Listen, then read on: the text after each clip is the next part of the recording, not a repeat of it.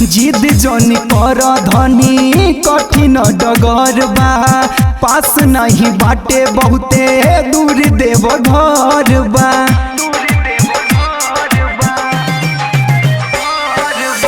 जिद जन कर धनी कठिन डगर बा पास नहीं बाटे बहुते दूर देव घर बा। मान जाना बतिया ये हो मोर सुगी चले नहीं पैबू जब सुइया पहाड़ चुभी कैसे चलबू डगर जब सुइया पहाड़ चुभी।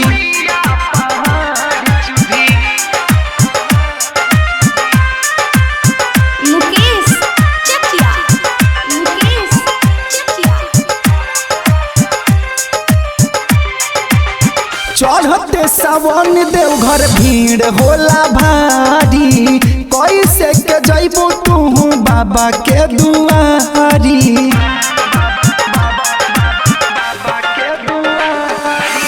चढ़ते सावन देवघर भीड़ होला भारी कैसे के जइबू तू बाबा के दुआरी।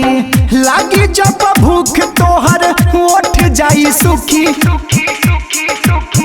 चले नहीं पैबू जब सुइया पहाड़ चुभी कैसे चलबू डगर जब सुइया पहाड़ चुभी।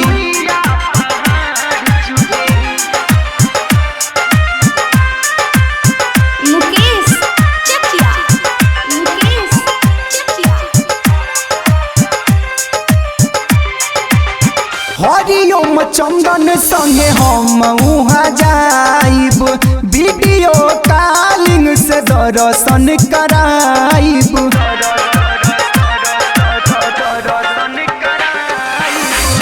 भोलू चंदन संगे हम उहाँ जाइब वीडियो कॉलिंग से दर्शन कराइब। घर ही पूजन करी भगती में डूबी चले नहीं पैबू जब सुइया पहाड़ चुभी कैसे चलबू डगर जब सुइया पहाड़ चुभी।